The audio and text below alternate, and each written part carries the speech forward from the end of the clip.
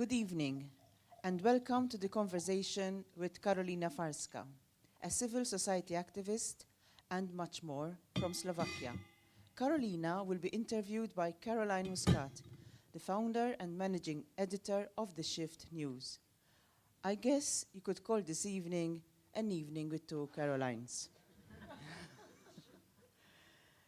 In 2018, when she was only 18 years old, Karolina was a founder and spokesperson of the Initiative for a Decent Slovakia, which organized protests and campaigns after the murder of investigative journalist Jan Kuciak and his fiancée Martina Kuznirova, demanding the murder investigation and a new trustworthy government. In summer of 2019, she was a research intern at Hudson Institute, Washington, D.C., where she worked on several projects concerning strategic short-term and long-term security prognosis. Since 2022, she has been working as a journalist at the Investigative Center of Jan Kuciak and is currently the coordinator of the newly established Protection of Journalists mechanism, Safe Journalism, which goal is to monitor attacks against Slovak journalists and provide them with the necessary assistance. For her investigative work, she won the Achilles Data Award in 2022 in Czechia, organized by the Bakala Foundation, Stop the Corruption Foundation, and Investigace CZ. Forbes magazine included her in the 30 under 30 list. Karolina holds a bachelor's degree in European Studies from Comenius University and is currently completing her master's degree in Security Studies at Charles University in Prague. So that's one Caroline done. So Caroline Muscat needs no introduction. Caroline is a Maltese award-winning investigative journalist and the founder of The Shift, an online investigative news portal based in Malta. Caroline contributed to and co-edited the book Invicta, The Life and Work of Daphne Caruana Galizia. She was awarded the prestigious Reporters Without Borders Prize for Independence in 2019 for her dedication to investigative journalism in the public interest in a hostile climate, among other awards such as the US Embassy's Women of Courage Award. One of her articles is currently shortlisted for the European Parliament Award in the name of Daphne Caruana Galizia.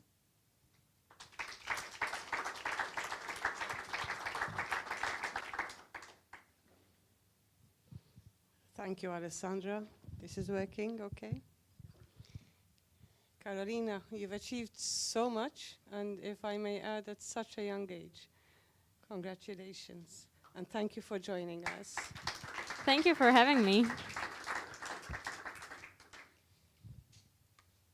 I'd like to start with talking about your first initiative in 2018 with the For a Decent Slovakia.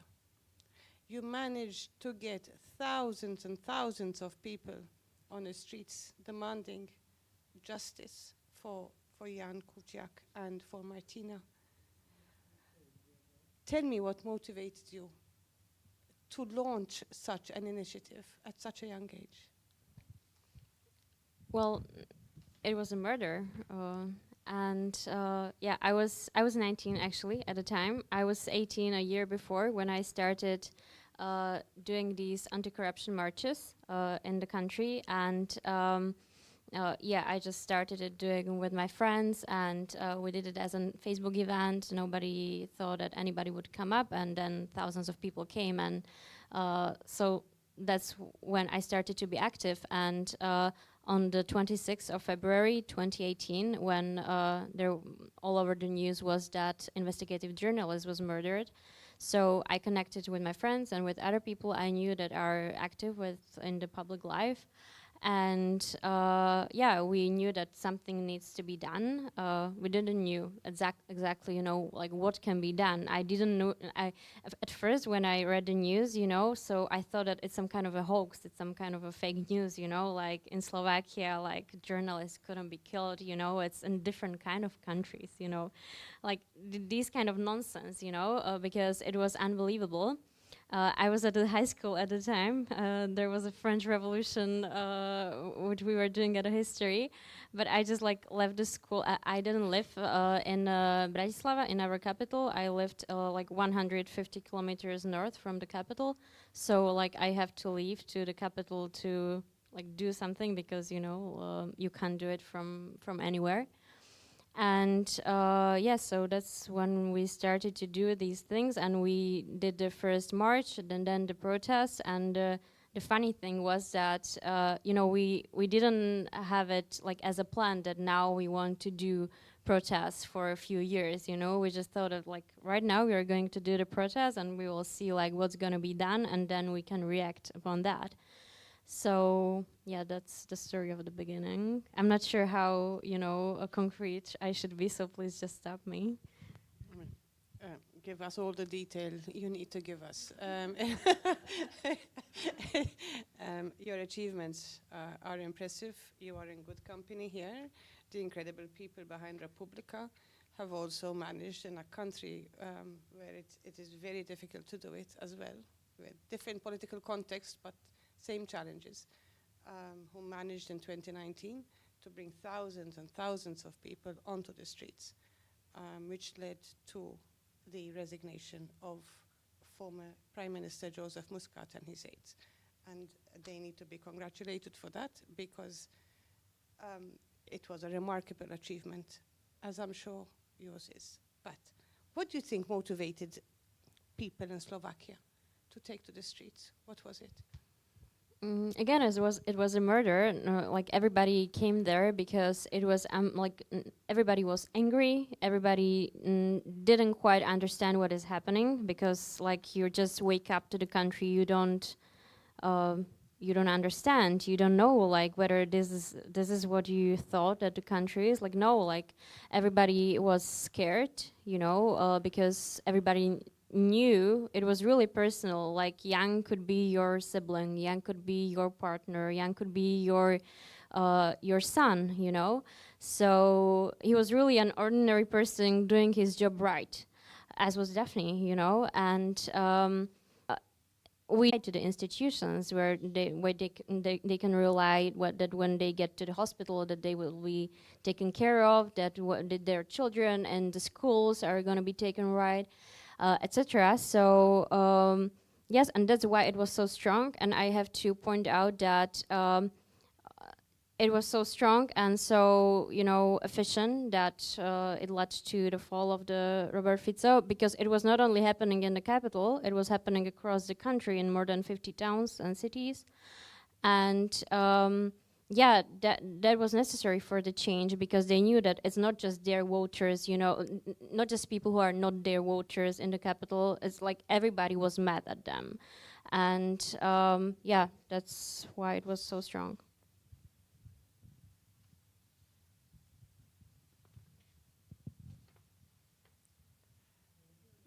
I call him Fico. What did you call him? Fico. Okay, Yeah. Fico. All right. He's coming back. He is. So, what do you think that your struggle with that movement achieved? I think it achieved a lot at the time when it was necessary, you know. But if you would ask me 5 years ago if it would be possible for him to be, you know, like renewed, to be re-elected again, so I would like certainly said, you know, that of course not. Like he doesn't have any trust in the public, and there is a big part of the population who truly hates him, you know. So he was really unpopular, even among, like, he lost even, like, his really strong voters who voted for him. Like, he was a prime minister for 12 years, so he had really, like, strong voters, but he lost them. And he's back, and it's quite, you know, relevant to ask like whether it was for something, you know, to try to achieve. You try to achieve something, and a lot of things is done, and then the result is that these guys are coming back. But I think, well, you can never fight a fight and then expect that it will be like done forever. It's not how democracy works, you know. So I think that it is quite necessary to now show that there is still really strong civil society who will not let happen anything done by them, and who will strongly watch what they're doing. And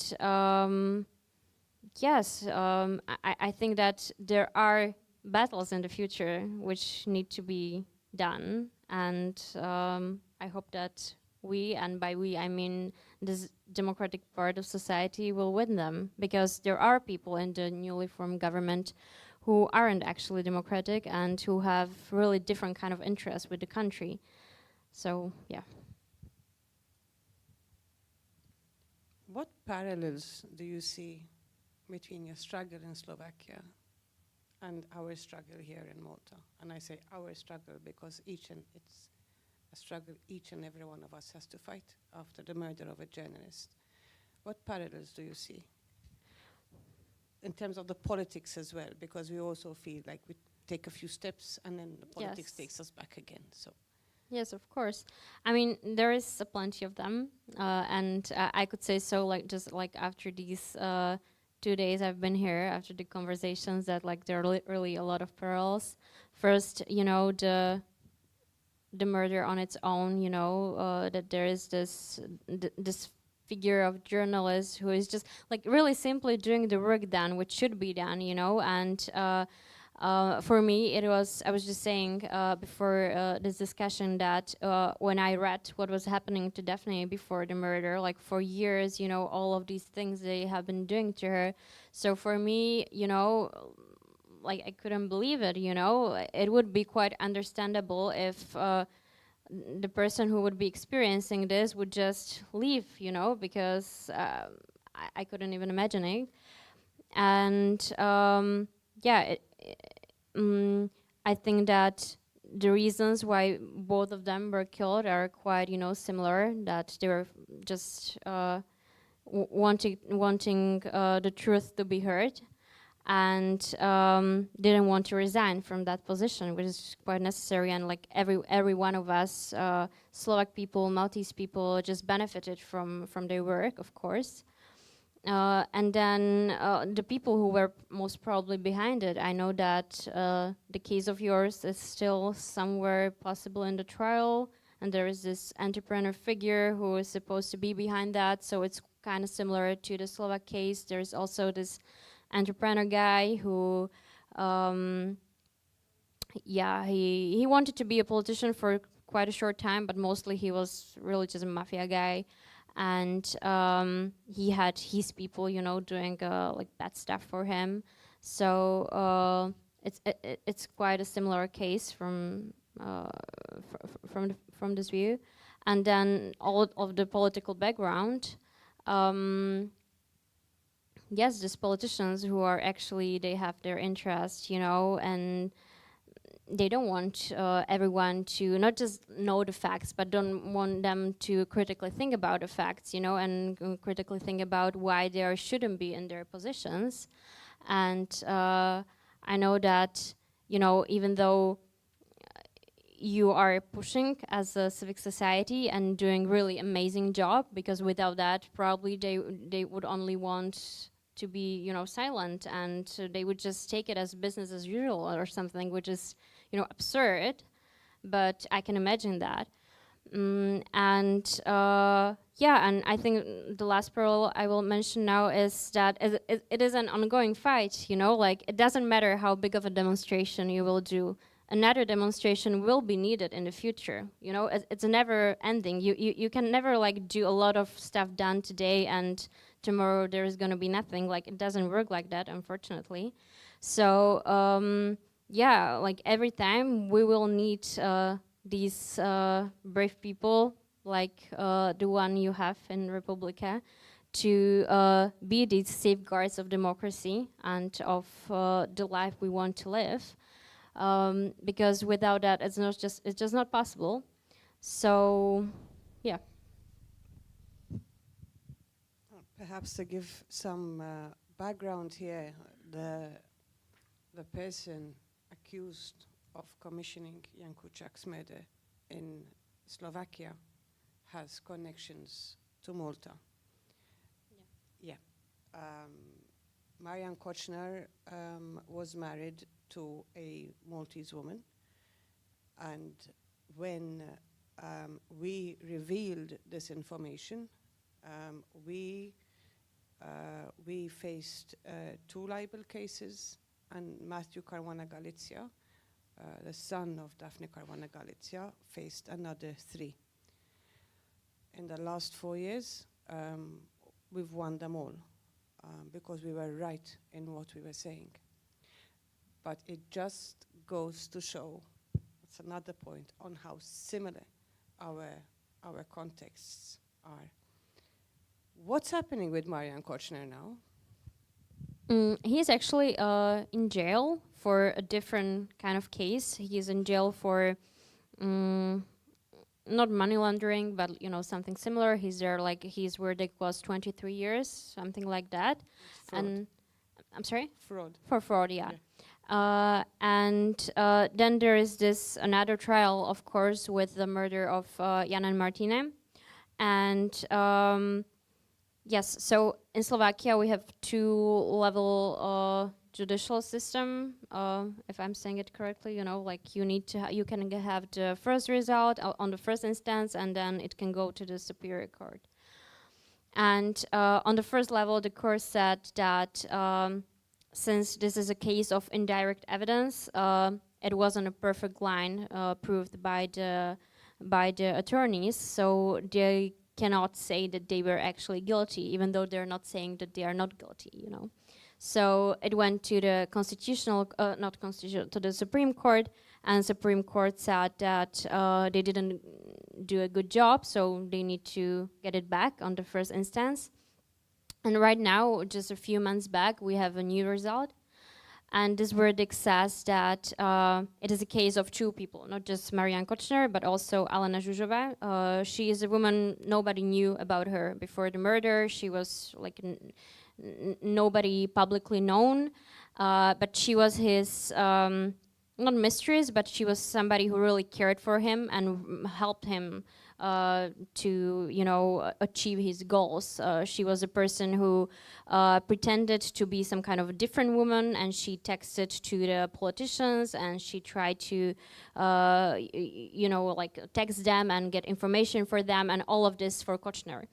And the case was that these 2 guys ordered the murder of Jan and Martine, and the court said in this verdict that actually, based on them, Kochner didn't know about that, but she did it for him, And that doesn't quite make sense, because she didn't have almost any money. Every money she had for her and her daughter, she had from him.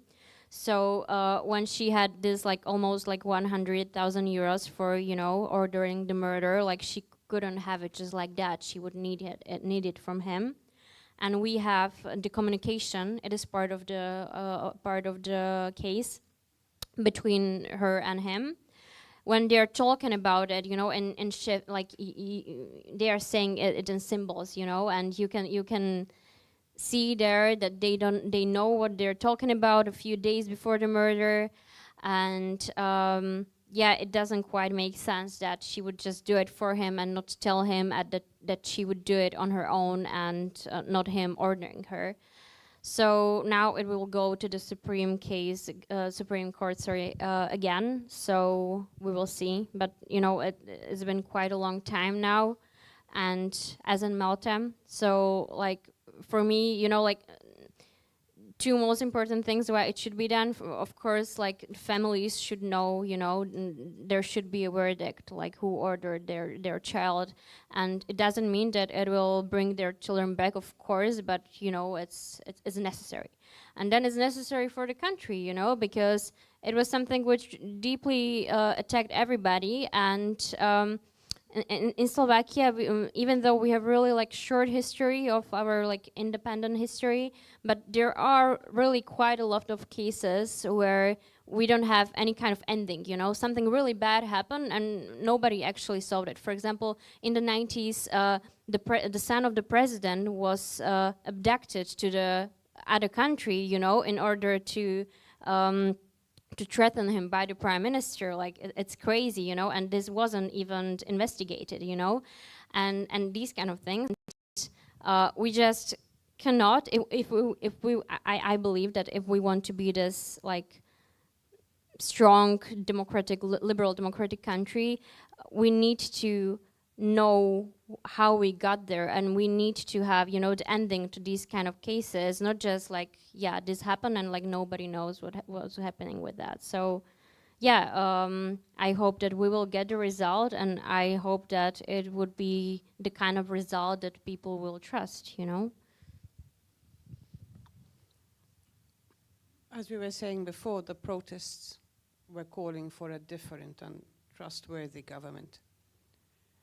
Yet your former prime minister is coming back. Yeah. Kochner seems to be getting away with it.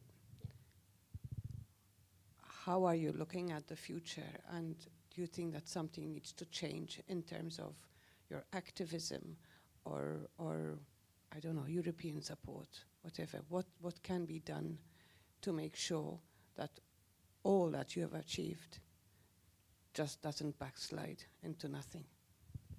Yeah, well, that's a good question, probably worth a lot. And I always try to stay positive, and even though when I don't actually feel like it, because I think it's quite necessary. I mean, like there's always this hope. And I'm not sure. I think that we will, right now, when we will have the new government, it was like we had elections in the end of September, so now the new government will be formed officially for 4 years. We'll see how long they will make it, but they're all really opportunistic, so I don't see any early elections right now. I think that a lot of quite bad things can happen, which would mobilize the people like they were mobilized 5 years ago, because you can't just like do it all the time, to have like tens of thousands of people in the streets. Like it's understandable that people are tired. They don't actually believe that things can get done, when they don't see the results for a really long period of time. So and because of that, that this kind of atmosphere, it creates not just pessimism, but really this unwillingness to act, I'm sorry. And because of that, I think that this will support people like Fico. We will see what will happen with our foreign policy orientation, which can be actually change. I hope so that not, but Fico before elections he really had really bad videos and sayings about our help to Ukraine, for example, and we are a bordering country, and he said that like, no, of course we shouldn't be helping them with a weapon system, for example, or something. So we'll see what will happen, but towards your question, I think that like we need some kind of a mobilization. We need people to be more active. We need people to be sustainably active, not just like for a month, but really like energized people. And I'm not sure if we have it right now. So I think that it will take time from now on. You're a young republic like we are. I think we're all learning some lessons along the way.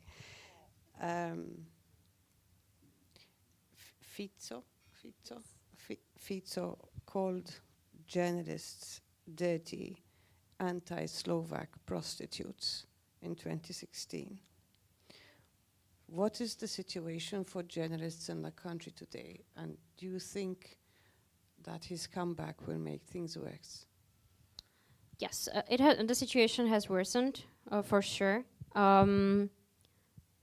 This campaign period proved it. That politicians, they weren't attacking journalists only when they didn't want to answer the questions. They were attacking journalists as part of their agenda, you know, what they were offering to people, like, vote for me because I will just say those things about those journalists, those nasty anti-Slovak prostitutes, you know.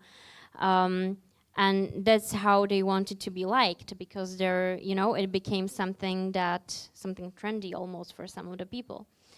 And we did in the investigative center of Jan Kuciak, we did this analysis of how politicians are communicating about journalists in the 2 months of the campaign period. And we found out that like 63% of all of their statuses and yes, how they're talking about it on Facebook are attacks against journalists. A lot of them are not just against journalists generally, but against specific people who are they making a target, you know, not just for a nasty message, for example, but really a target when you don't know like who is gonna act how when they will see the person in the street. Like I know it personally that when there is someone who is really angry at you when he sees you or she sees you and he just like heard a lot of bad things, how you are this anti-Slovak person who is doing something for the foreign agents. Like some people can be really mad, not everybody, you know, is stable, like anybody can do anything. So it's really not just unresponsible, like it should be somehow, there should be consequences towards these kind of statements. They are not right now. So the situation is really, really worse.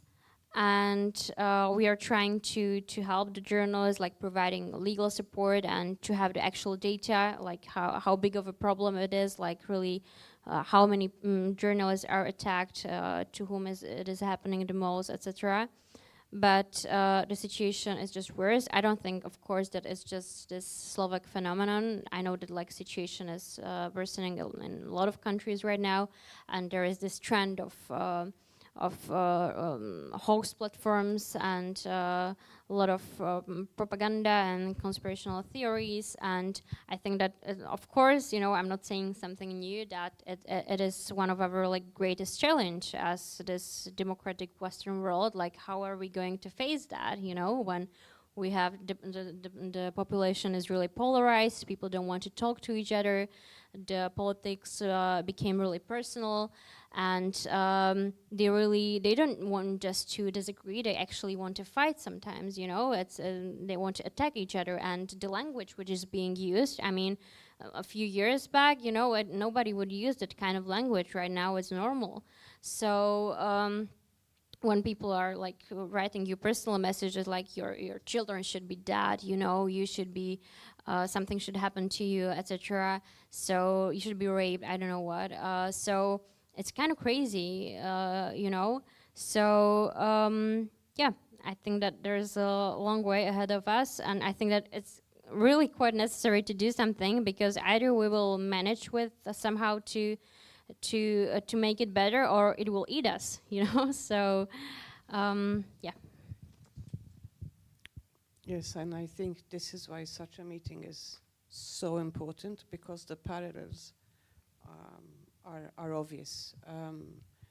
We conducted an investigation in the 6 months after Daphne Caruana Galicia's assassination, and we found secret Facebook groups operated and managed by the government and people working for the government that had been running a campaign of hate for decades. And when she was assassinated, these people were celebrating her death. And that is where we lose all sense of humanity. And the parallels, the political parallels between what you are going through in Slovakia and what we are going through in Malta are significant. And several studies have shown that the main instigators of this hate are usually the political parties in government, which is a disgrace. So I would like to bring in somebody from Republica as you wish, because I don't think it should be like a one-on-one. Let's have a bit of a debate, because you have been on the front line of all of this. Perhaps you could share your experience in terms of the parallels that we are just discussing. I have more questions for you, no problem, but let's just have a bit more of a debate, perhaps.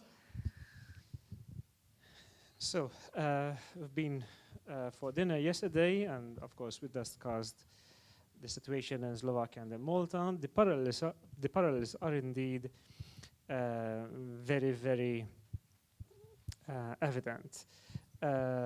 First of all, in both countries, there is a lack of political alternative, in the sense that whatever we do as civil society activists, there needs to be a political solution. And there wasn't this political solution, of course, when Daphne Caruana Galizia was assassinated. And it seems there isn't at the moment. And that's a big problem, because that creates a lot of mistrust in the possibility of succeeding in changing our country. Secondly, the atmosphere of abuse against journalists, against civil society activists, it's the same in both countries. The demonization of journalists, calling them traitors. So people are the same everywhere, I would say. Evil things happen in similar situations, and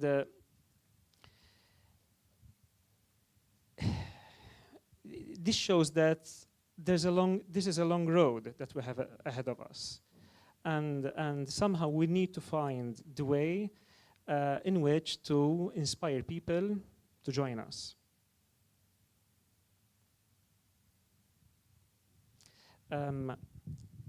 You asked Karolina what she thinks about the fact that the former Prime Minister is coming back. We have a similar situation in Malta, not in the sense that he's coming back, but he's still there. So that's why I personally think that a lot in Malta depends on the outcome of the 4 magisterial inquiries which Republica achieved in 2019, in April 2019. In particular, the magisterial inquiry into the privatization of the 3 public hospitals in Malta.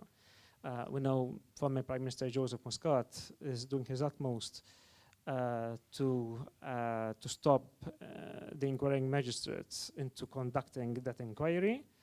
And it's evident that he too knows that his future depends on that inquiry. So this shows that even though various institutions in Malta have been captured, there are individuals and institutions that are determined to do their job. And we need civil society activists to support the work. Did you have the same experience in, I'm sorry, did you have the same experience in Slovakia with the judicial system? Did you feel that it helped you, or did it fail you? In the case of Jan and Martina, you mean? Well, yeah, I don't think it's that black and white, so that's, you know, kind of hard to explain it shortly. But people they believed the Senate, which was doing it in the first instance. And even though when they said the first instance ruling said that they didn't do it, Kočner and Žužová, so there were, you know, a lot of legal explanations why it is actually like understandable that they did the ruling like they did, because there were a lot of evidences which weren't taken into account, which should have been. So I think that there wasn't like misbelief towards the Senate in a sense that like they could be paid, or like they are on the side of Fico, for example, or something. There was more the mistrust of how good they are at their job, maybe, you know, that they will actually look at every evidence that we have, that they will actually look at the evidence of the Threema conversation between Žužová and Kočner on the Threema app. They had it, and they didn't actually, you know, looked at it properly. They somehow understood some phrases really just word to word when they should have understood it, you know, in a context. So there were these kind of things that made people, you know, be angry and didn't believe in the system, in a sense that even this kind of a case, which has really huge attention, isn't going to be done properly with a proper ruling, not because they have a bad intentions, but there wasn't a good job done.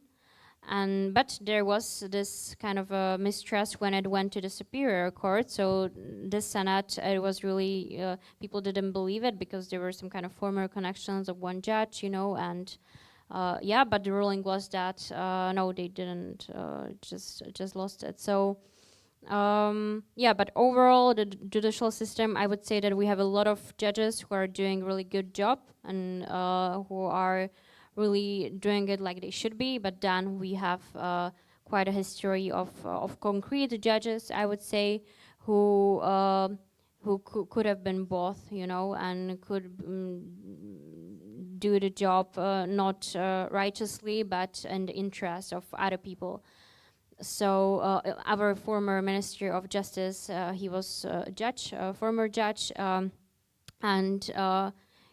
right now he's really infamous conspirator, and he didn't do a good job. So just to say it, yes. But we have a problem with the prosecution, with the special prosecution and general prosecution. We had quite a history with the special prosecutor who should have done like 63 cases, really big corruption, like scandals, and none of them would go to the trial. Actually, he just stopped it there. So right now there is a discussion about canceling this institution by Fico. He doesn't want to have a special constitution because a special prosecution. I'm sorry, because his former political opponent is running it. You know, because he's also a lawyer and he left politics really quite a lot of years ago. Yeah, of course it's the context is quite big, but there is a worry about the rule of law in Slovakia and how it is actually executed.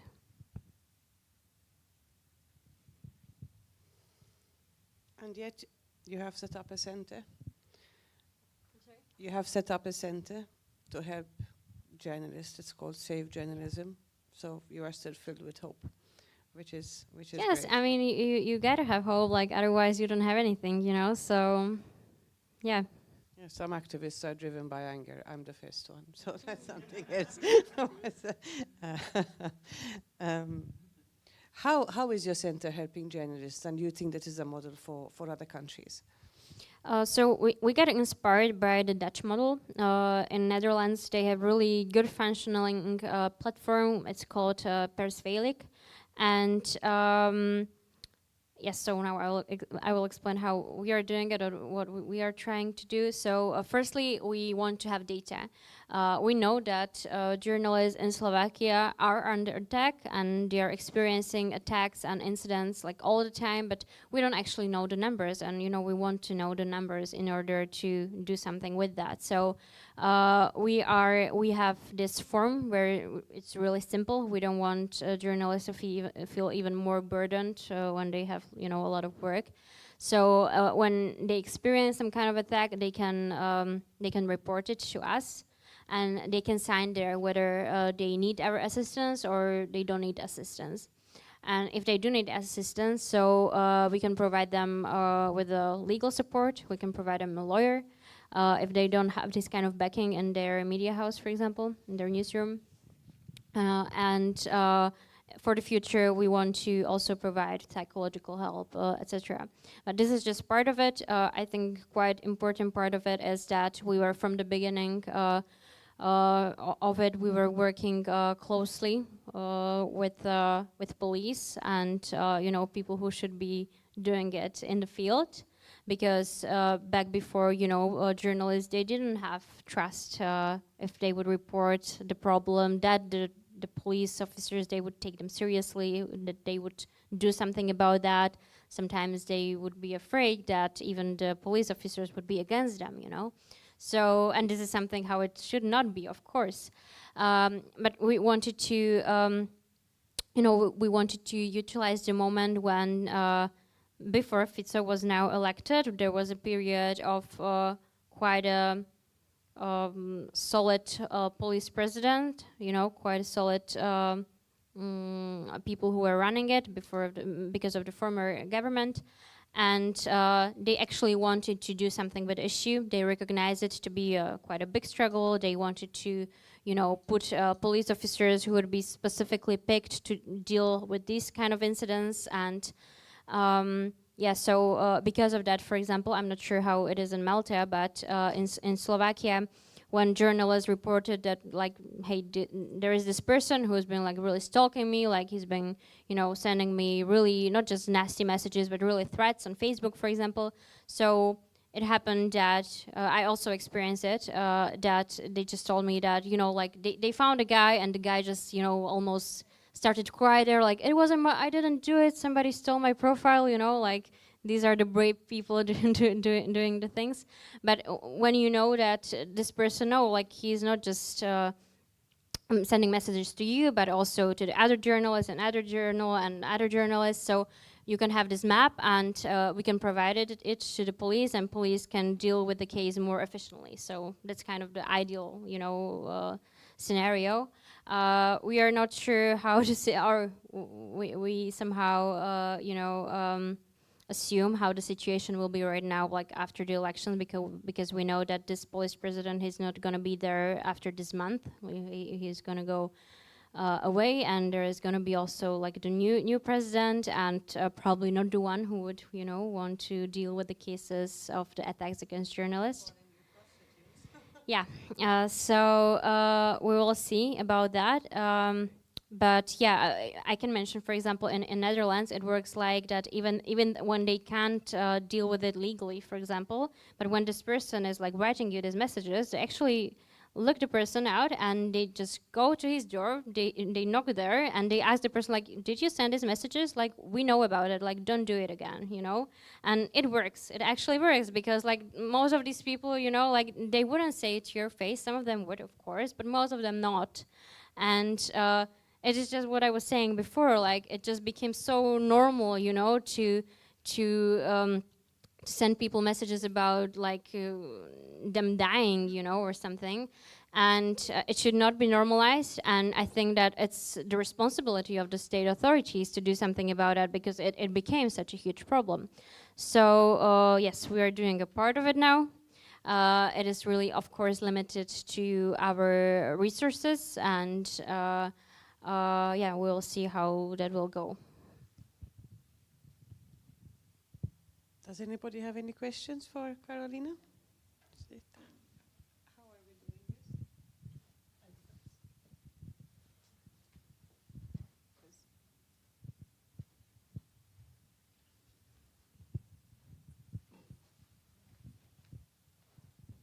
I'd be very interested to know how you worked out your follow-up after the murder. I mean, this is 6 years from the murder, and I just like to know how you are keeping public interest awake, and do you kind of celebrate the day of the death? I mean, what kind of follow-up are you developing as you go along? Yes, thank you for the question. Yes, from the beginning, we knew that it is undeniably, I'm sorry, part of our agenda that we want to keep the memory of Jan alive. That it's quite necessary that people won't forget about that. Even though in the beginning, you know, it always feels like people won't forget because it's such a, you know, big attack, but it is something which we as humans tend to do, that we tend to forget, and it is something which plays in cards to people like Fico. So yes, we are looking at a case in the court. We are like commenting on that when there is something which we think that should be said publicly, and we are every year we are doing this memory gathering when there is an anniversary of the death of Jan and Martina. It's in February, but we are not active in our political statements regarding the government, because it was really a huge initiative, and there has been or had been a lot of ideas about what should be done after the 2020 elections. We had elections in 2020, and the new people took over. You know, Fico lost the elections then, and somehow there was this belief that, you know, people chose like this is the new trustworthy government, even though I don't personally have to like it, but it is trustworthy because like it is the, you know, the biggest democratic value, the people's vote. Looking at it bad, yeah, like I'm not sure if that was a good idea. However, you know, it was pandemic, 2020, 2021, 22 also a little bit. So, and I think that people were kind of tired. They didn't want to deal with the Facebook statuses of the new guy, and we had a prime minister who he governed from his Facebook post, you know, like he was like Trump in this. He liked to post something, and not even his ministers knew like what it's gonna be, you know. So, and during the management of pandemic, it was like, oh, it was something. So what happened is that people started to hate this guy even more than Fico, you know, because it really affected their daily lives. And I think that there was not enough of a public will to do something publicly during the pandemic. Maybe not even, you know, ideas like you can't protest when it's forbidden, you know. The only people who protested were anti-vaxxers in Slovakia. So there were times when we were like, it was the worst in Slovakia per capita, you know, the number of the COVID cases, and really the management of the pandemic was really bad. So I think that what happened is that we have the saying, I don't know if you know it, that like when you get boiled like frog, you know, that it doesn't happen like immediately, but it's this slow process of people getting used to the status, you know.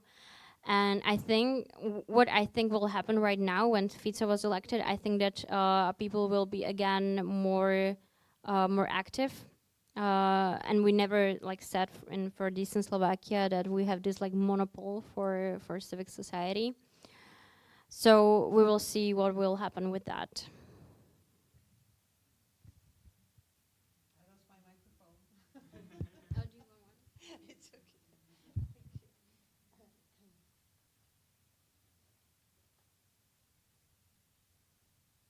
You're touching on a point that again is this. What, hello? Okay. No. I just what?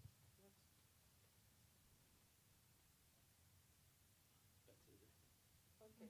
You can hear me, right? It's fine. Yeah, yeah. No, don't worry. What? No. Okay. What was I going to say? Okay, so again, you're touching on a factor that is affecting so many European democracies. I'm going to focus on Europe particularly, because we expect our countries, you are a younger republic than we are, but we are also a young republic. And we live in this age where, social media should have, liberated us all. And instead, like any other form of communication, it has been taken over and manipulated to control the direction of what people are thinking. COVID did not help anybody. Everybody stuck at home and looking at COVID did not help anybody. But do you see a way out of this? Have you experienced or tried a tactic in which you said, let's try to defy this, let's counter this narrative? Did it succeed? Did it work? Did it not? Well, I think that a lot of people are trying to do something like that, and if somebody would be efficient, so we would know about that. I think so. But during the campaign which we had right now, so we experienced that this Fico guy, this most popular politician, he actually won the election. So he decided to boycott the most famous television, and he didn't go to the public debates, and he really lost really precious time, before the elections. So many people, viewers there, like on the Sunday discussions, they have like 500,000, like even to the million point of like viewers, is a lot, and he didn't go there because he said that he doesn't trust this television, that they are just liars, which is something, it's quite bold, even though when you don't agree with the politicians, you want the prime time, of course, right? But he decided to do so because he believed in his social media, he believed in his videos and in Facebook. And it is something which is happening to Donald Trump, for example, right now in America. So I think that it's going to be a huge challenge for not just the free press, but free media, like in general, like how are they gonna approach this? Because young people are getting information from TikTok or I don't even know where, and we don't know what they're actually what is getting to them. It is not regulated, and it can be anything. It doesn't matter whether it is completely not right. So, and what also happened, which can be interesting, but unfortunately, is that during the campaign, we witnessed a deepfake video of one of the most famous journalists, investigative journalist, Monika Todova. So she's really famous for her work. Like she's been investigative journalist for a really lot of years. And somebody did this deepfake video of her speaking on a phone. It was like a deepfake phone call with the leader of the biggest party after Smer. It's called Progressive Slovakia, and really a lot of people hoped that they would beat Smer, Fico. And in this deepfake phone call, they talked about how the guy of the political party is manipulating the elections, and how she, as a journalist, is supposed to have something with that, and is actually wanting and waiting for the money which she was promised, And it started to spread during the moratorium. We have this 2 days moratorium before the elections. It started to spread 2 days before the elections, and it spread massively throughout socials. And there were a lot of people, who actually believed that, because when you don't know a lot about deepfakes, for example, which is still a lot of people, when you really are not that much interested in politics, that you're not reading day to day, everything, and getting the good sources. So a lot of people believed that. A lot of people started to attack her, of course. And this is also due to the fact that people don't want to read this mainstream media, for example, for which she is writing, but they are just following these Telegram channels and so on. So I really think that the restrictions, not just on the national levels, but also like on the European levels, need to be done. Like, how is it possible that, you know, we are doing so much in order to maintain democratic elections, and then it is not that much democratic, you know, when there is this tech giant who is just like doing whatever it can, you know, and people are just spreading not just lies there, but really something which it is not secure, you know, and it's against our national interest. So, of course, there are rules then from the directives of the European Union, for example, regarding how the campaign should be signed on the Facebook, like whether someone paid for it and who and so on, and we all have it, like all of the European member states. But, like, of course, it's not enough, you know, and I don't think that even like the biggest and the strongest countries of the European Union, like France or Germany, they can't do this fight alone also, because, for example, Facebook is really big, you know, and all of us is there, and I think that it's quite one of the biggest challenges, you know, that if we want to maintain the status quo in a sense that we want to have this free elections, which we just fought, you know, just a couple of decades ago, if we want to maintain it, so we can't just leave it to the other parties, like the parties which don't want to regulate that. So, yeah, it's. I didn't give you the answer, I don't think there is unfortunately. one, but you explained the problem. Yeah, yeah. Just going to build on that for a little bit more, because you have another whole aspect to it, which is Russia. Vera Jourova said that the last elections in Slovakia would be a test case on whether these big tech companies, the social media companies, can effectively contain Russian propaganda. What do you think about that? Well, yeah, they are officially, there were people who were Russian agents in Slovakia. It is nothing uncommon in the region, of course not. And there are, you know, these kind of allegations against concrete politicians who are supposed to be connected to the Russian money and the Russian interest. Just as we are speaking, and our government is like trying to be formed, the guy who is supposed to be the new Ministry of Environment, so he was talking during the campaign period that if he would be elected, you know, if he would be an official, he would go, like his first step would go to Russia, you know, to please like Putin for his some kind of mercy, like, you know, like that what we had done, you know. So it's crazy, and people voted for this guy. I mean, you know, again, like in any kind of problem, you need to have the political backing and political support. You need to have the like executions. I think this is kind of a more complex problem. And again, I think what I said, like in the previous answer, that we really actually need European solutions, and most probably they can't be efficiently done without a further European integration. You know, still there are people who are Eurosceptic, for example, who are just saying in Slovakia it's quite common now that, you know, those people in Brussels, they somehow decided something for us, and they don't realize that we are those people in Brussels, you know, that it's not someone else.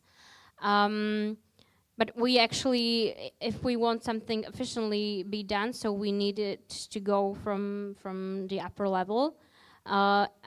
Unfortunately, I'm not sure if it's gonna be done in that time period, which should be necessary, you know, because the integration process is kind of slow, and this is something which needed to be done yesterday, you know. So we will see about that.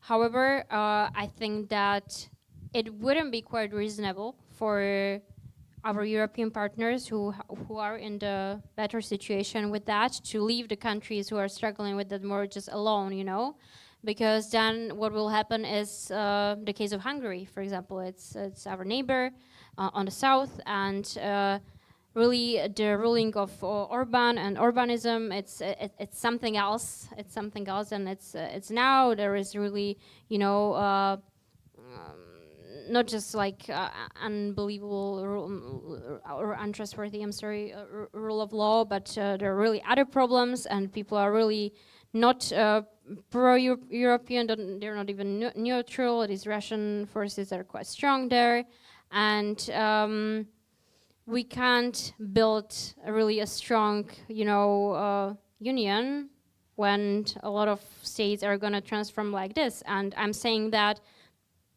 not just like that, you know, because internationally, like if we want to be a player, and that is something which I think that a lot of people realize last year when Ukraine was attacked, somehow we thought that, you know, it's a global problem, like everybody should do something, and we were waiting for the United States to do something because like we didn't wanted to send everything that we could, or I don't know, you know. So I think that we need to be more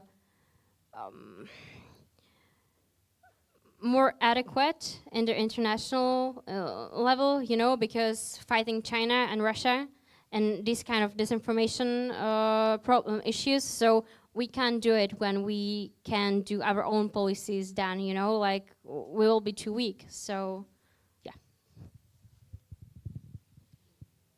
So many parallels.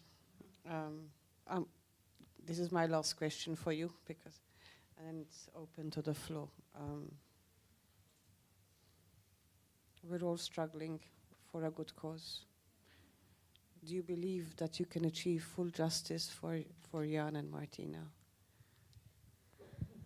Well, you know, I don't think that full justice is doable, since like nothing will bring them back, of course. But I think that we are owing it to them and to Daphne to not stay silent to that, you know, to do everything that we can. And sometimes it's not enough. That's true, you know. And sometimes you don't win all your fights, but the necessary thing, I think, is that to wake up tomorrow, you know, to try again, and yeah, eventually it will work out. Then there will be these downs and ups, of course, but the justice can be achieved when we will give a hand to that, you know.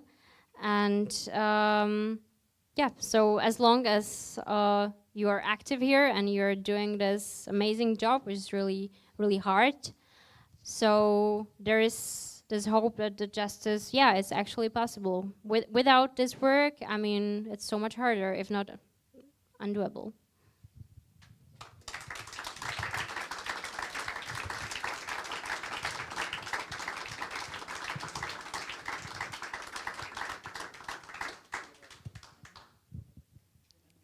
Do you have any questions for Karolina? I have the mic.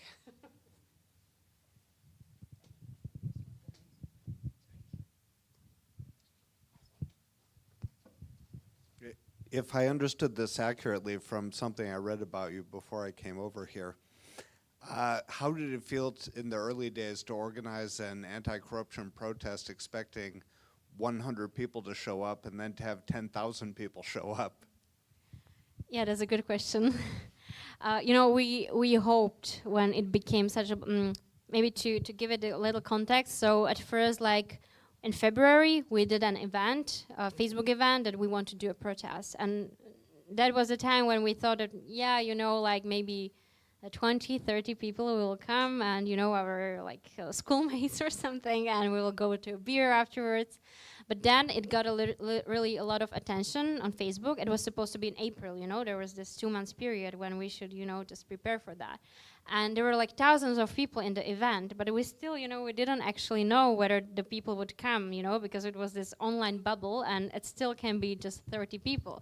But at the time, you know, New York Times was writing about that, like everybody was writing about that. So I was like, I don't know, it was like 12 o'clock in the midday, and there was this press conference, you know, everybody was so eager, like how it will end up, and I still didn't know whether it's gonna be, nobody there or everybody, and it was like 10 to 5. At 5 it should start, and there was nobody.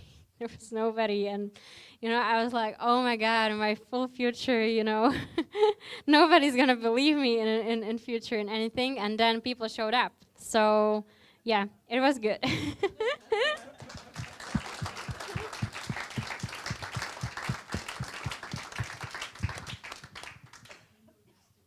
sure that's a problem you guys have had a lot. I've been dying of the same heart attack for 6 years.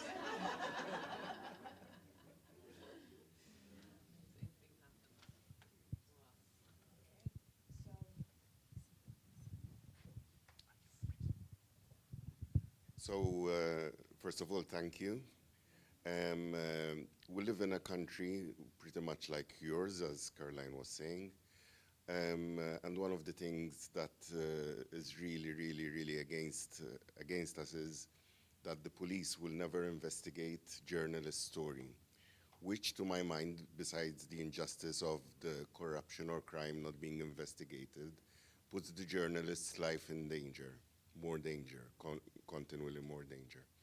How seriously do the police in your country take threats and the safety and well-being of journalists? I would say that we are experiencing quite the same problem. Again, there is another parallel.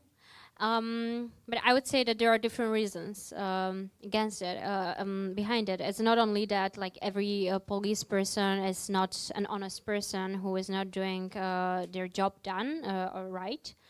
I think that the problem is that when you're fighting, these kind of oligarchs and entrepreneurs and people, they have a lot of resources. And of course, I was at one trial as a journalist like a couple of months ago. Normally, I don't go to these kind of events. And it was a trial against one of really famous oligarch in Slovakia. And he had like 12 or 13 lawyers with him, and there was just one state prosecutor, against him. So, of course, like this is a different like prosecution and police, but I think that sometimes the problem really is that these organs are not as efficient because they are, like understaffed. They don't have enough money, and why they don't have enough money? Because even the people who would want to do the job right, so they shouldn't because there is an interest of somebody who is giving the money, for example. So yeah, I think that what was important for us, for example, when like we were communicating that really there are huge problems at the police department, it was kind of important for us to always, point out that like we're not saying that every police person is not trustworthy, and because it's not true, and it wouldn't be even like beneficial. Like we didn't want to spread these kind of alarms that like people should be scared in the streets. Of course not, but of course when people are reading, for example, in the journalistic articles that this person was bribed and this person was a policeman and this person was prosecutor, this person was judge, all the people who should take care of your interests as citizens. So it's quite understandable that people don't trust anybody, which again just like creates this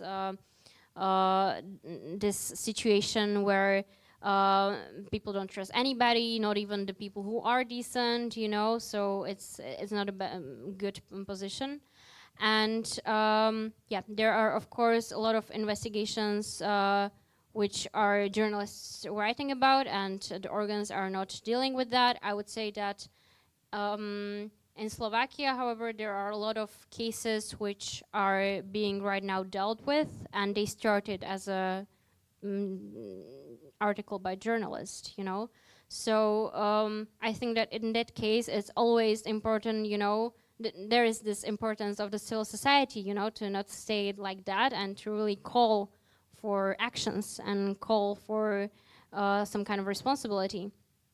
So yes.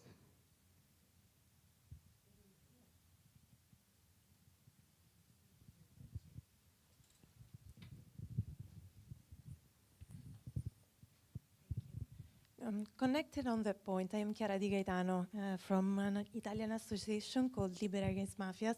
I wanted to know what we can do as organized civil society internationally in Europe to support your efforts.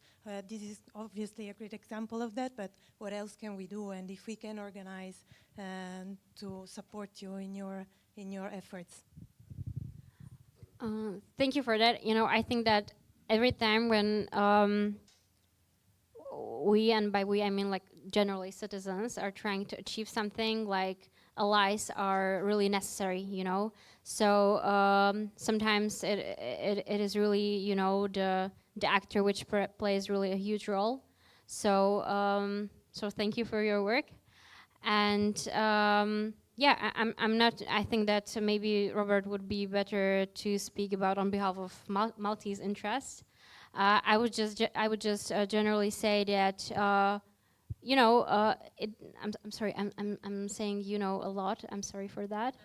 I know about that, but not all the time. So I'm sorry.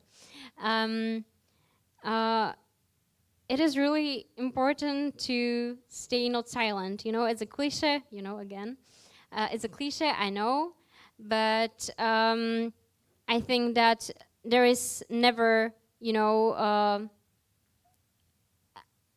like an amount of support which would be big that you wouldn't want it, you know. Support is always necessary. So whether it is just like by some kind of public statements, or whether it is financial support, whether it is credibility support when necessary, so it's always important, and yeah, it's never enough.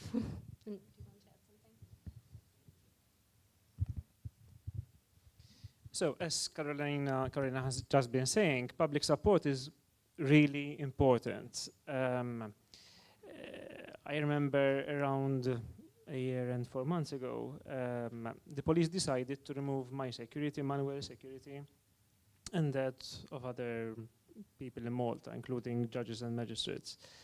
And back then, I remember having a meeting. I requested an urgent meeting with Deputy Police Commissioner Alexandra Mamo.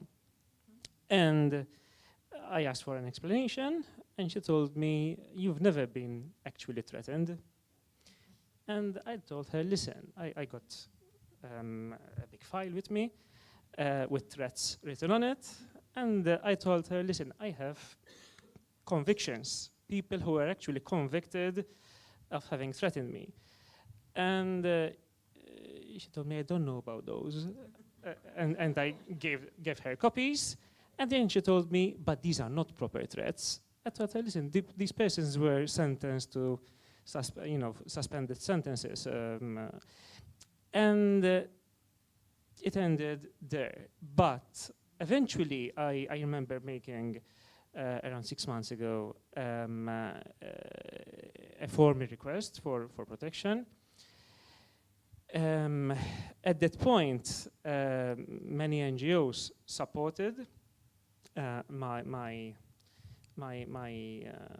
demand, my request, and I've been told by various ambassadors, that they actually spoke to the government and the police commissioner. They didn't accept to give me again my security. But what I realized happens is that even though the actual unit which deals with security would be inclined to give security, they don't give them the necessary resources. So by definition, they can only give protection according, to the limited resources they allow them. So that's the manner in which the government and the police commissioner limits protection to journalists and activists. Of course, this doesn't mean we shouldn't try to protect journalists and activists. Public support does work, and it worked in the past, and I'm sure it will work in the future. I know cases where ambassadors have offered asylum in their embassies. But even though the police commissioner and even the prime minister would know about this offer, they still wouldn't give the protection that they're being asked for. I think there's also a problem of perception by the authorities of what constitutes a threat. For them, unless something physical happens, unless someone comes with a knife and threatens you, it's not a threat. So this is a problem. We spoke, Corinne, together about it, and it seems our authorities haven't learned the lesson. So I guess if Daphne were still alive, she wouldn't be protected.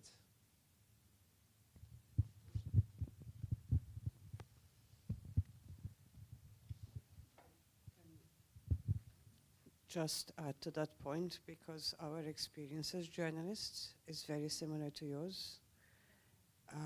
We made a tremendous effort. We brought in security experts, because obviously I have a responsibility to make sure that our journalists are protected. And you try to file a report, everything possible not to take the report. Then you go with your file. This is not a threat. This is not a threat. This is not a threat. This is not a threat. When is it a threat? When they actually come for you? We found very little support.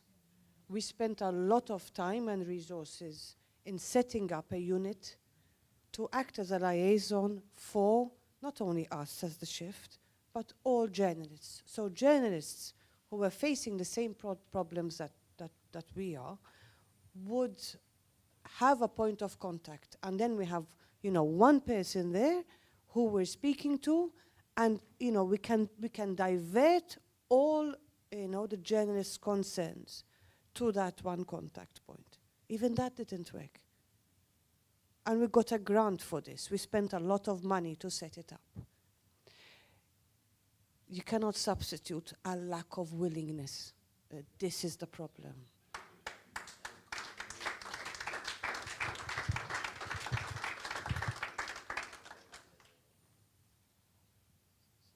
Are we all tired? Shall we go home?